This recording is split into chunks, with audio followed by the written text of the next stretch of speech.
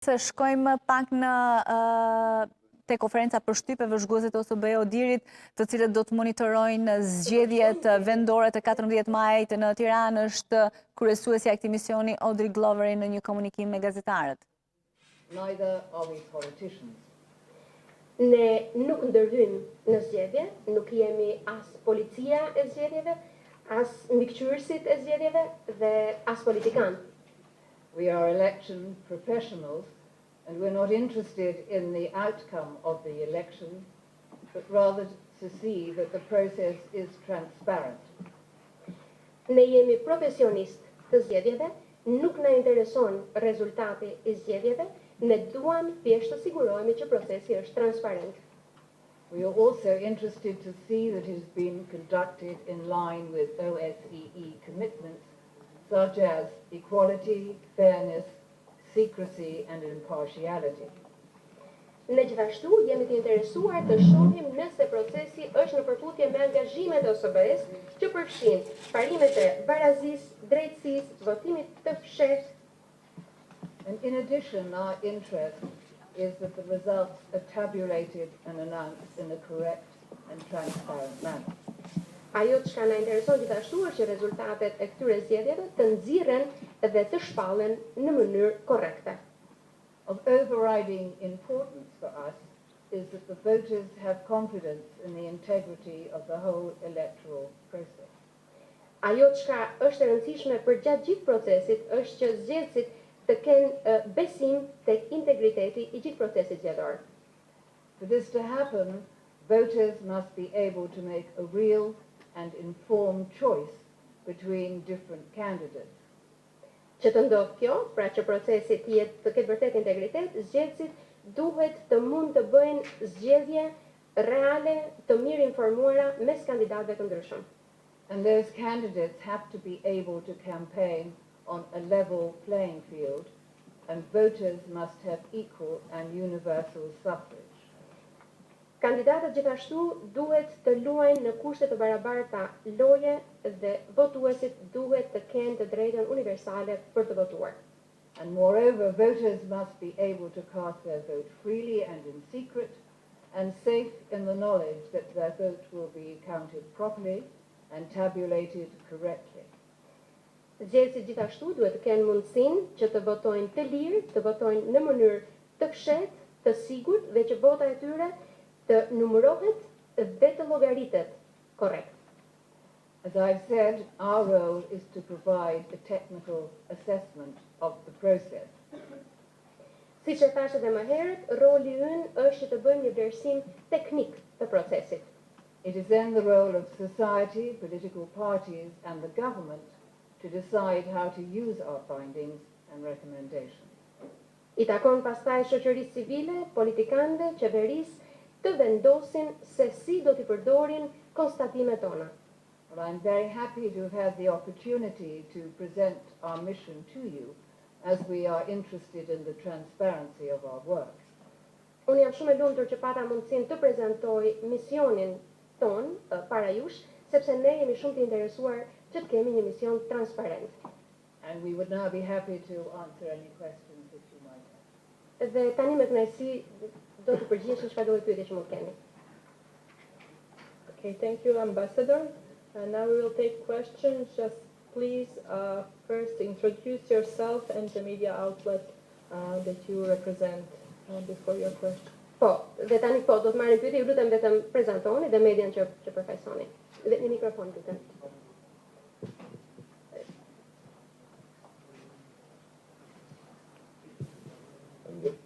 Ervin Koçi nga 2 CNN. Zënja Glover, 4 vite më parë kur ju drejtuat misionin e vëzhgimit e gjetët Shqipërinë në një krizë të thellë politike. 4 vite më pas sërish të gjenden në një krizë politike tashmë në aspektin e opozitës, ku kemi një opozitë për qartë. Në këndvështrimin tuaj si njohës e mirë e zgjedhjeve në Shqipëri, sa mund të ndikojë kjo në arritjen e standardeve të mira të këtij procesi zgjedhor? Faleminderit. My name is Ervin Koçi. I represent CNN Albania. 4 years ago, Mrs. Glover, you observed the elections while Albania was facing a political crisis. You come back again with Albania being in another political crisis, with the opposition being divided. My question is, having in mind your knowledge of Albania, how much do you think this crisis this time will affect Albania's compliance with international standards? Well, thank you for that question. We don't obviously compare one election with another, but we have only just arrived, but we will obviously be very carefully watching the situation and see how it develops. And at this stage, I think it's too early to say what the results will be, but we hope, obviously, for the best. E para njërë, është e kuptueshme që ne nuk I krahasojmë një zgjedhje me një zgjedhje tjetër. Ne sapo kemi mbërritur, do t'i vëzhgojmë me shumë kujdes zhvillimet, të shohim se çfarë do të ndodhë, sigurisht që shpresojmë më të mirën.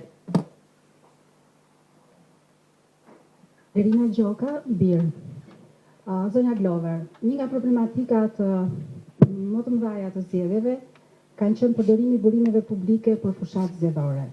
Partitë me negociata krijuan një kod zgjedhor dhe futën ndalime dhe rregullime për të mos përdorur burimet publike për fushat politike.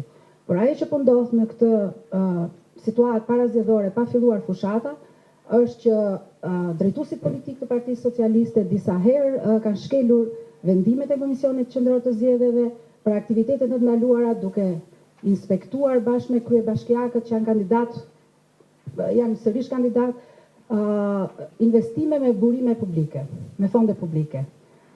Ndërkohë, Kryeministri Edi Rama mori një vendim të paprecedent duke dhënë shpërblime për pensionistët pikërisht në prag të zgjedhjeve. Dhe e quajti dhe kodin kinezëri partish, nuk di se do ta përkthehemi kinezëri partish. Çfarë tregon kjo për vëzhguesit? Apo prishën standardet, apo cënojnë standardet e zgjedhjeve akoma pa filluar fushata zgjedhore?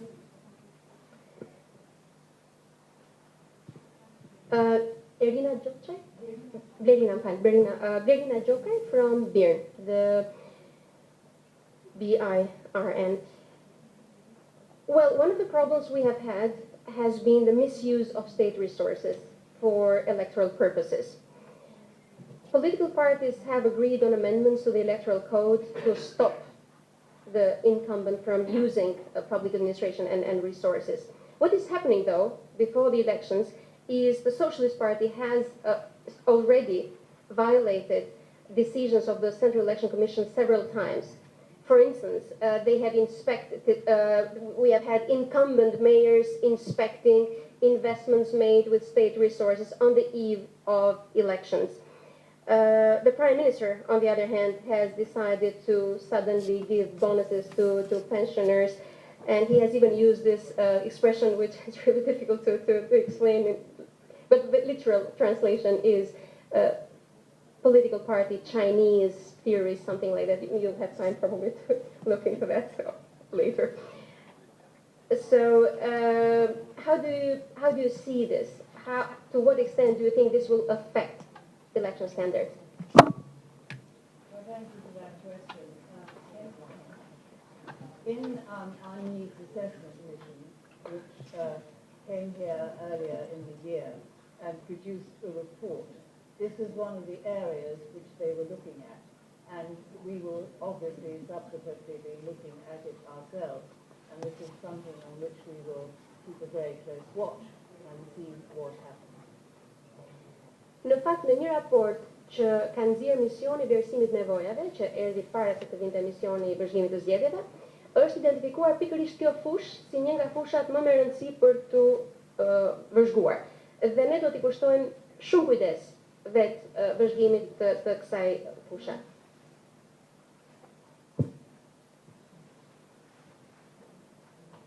Përshëndetje, unë jam Mesina Ekonomi nga televizioni ABC.